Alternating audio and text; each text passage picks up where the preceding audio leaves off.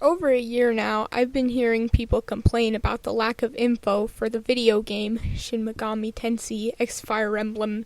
The game was announced on January 2013 with a trailer that just showed the official art of the main characters of the Shin Megami Tensei and Fire Emblem games, and that is the only info that has been given.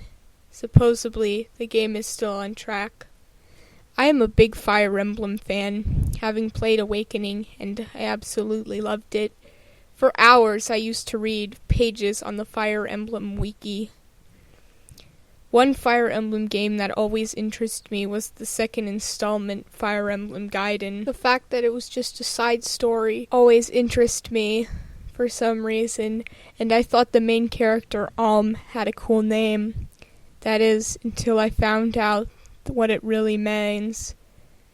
The name means Aleph likes men. If you don't know, Aleph is a character in the Shin Megami Tensei, and he appears in the Shin Megami Tensei X Fire Emblem trailer. So, what does this mean? The truth behind Smit XV is that it is nothing more than homosexual propaganda. Its purpose is to make anyone who plays the game into a gay. I've done my research, so before you send me hate saying that Fire Emblem Gaiden was released before Shin Megami Tensei 2, I have more proof on how these games are connected. Fire Emblem Gaiden was released on May 14th, 1992, while Smit II was released on May 18th, 1994. The difference between the two games' release dates is 4 days and 2 years. What number do you get when you add 2 and 4? 6.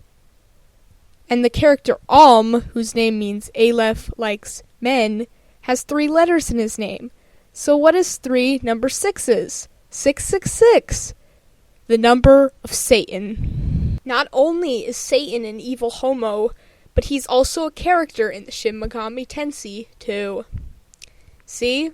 Atlas and Intelligence Systems have been plotting Smit XV for years. The reason Nintendo didn't put in the Smit XV trailer was to keep people from finding out the truth, but I found it out.